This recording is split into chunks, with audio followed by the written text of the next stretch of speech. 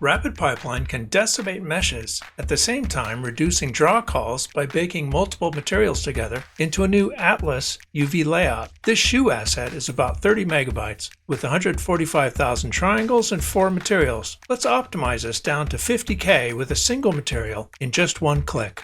The RapidPipeline add-on for Blender has actions for common tasks.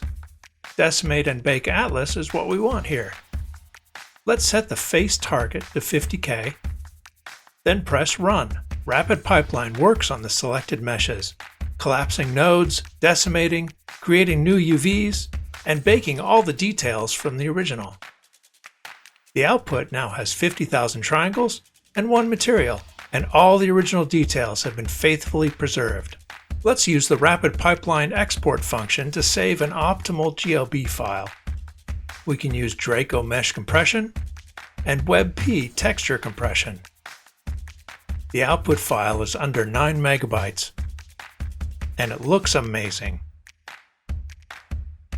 RapidPipeline provides a set of quick and easy tools that makes optimizing 3D assets a breeze. Try it for free or chat with our human team right on the website.